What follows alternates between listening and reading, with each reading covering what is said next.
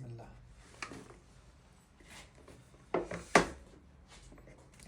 اسكيلنجي ممكن تذوقوه.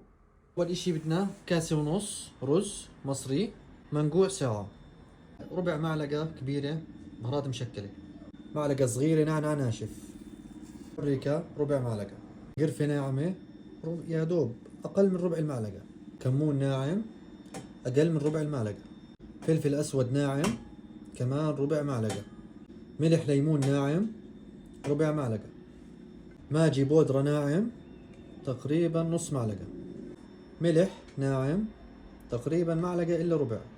وهسا أنا نبرش البندورة.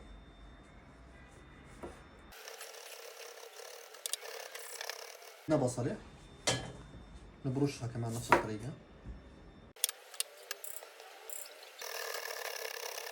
بدنا فلفل حار، بس راح ننعمل الفلفل الحار والتومة راح ننعمهم.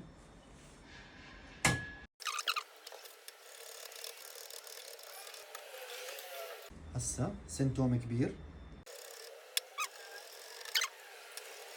هسا بدنا بوقية نعناع مغسول بدنا ننعمه. وهسا بدنا ابو ضمة بقدونس بدون عروق، نقناها كويس وغسلناها.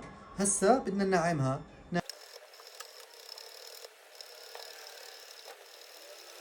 معلقة ونص رب بندورة، بدنا معلقة كبيرة دبس رمان،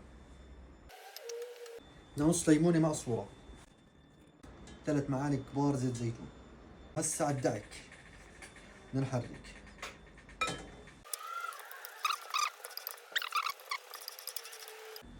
بدنا طنجرة صغيرة، ناخذ حبة بندورة زي هيك نقسمها شرحات زي هيك زي البرجر.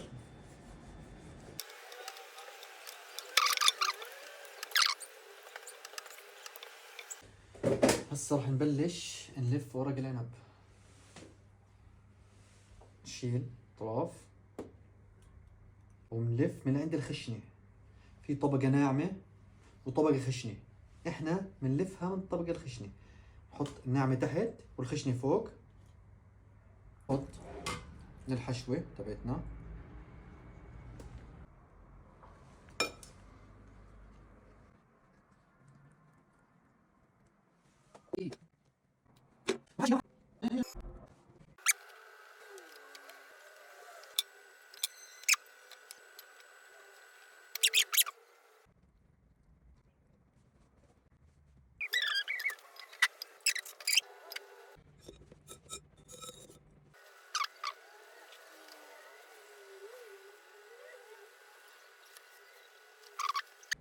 هسا زيت زيتون بدنا نحط هيك على اطراف زيت زيتون.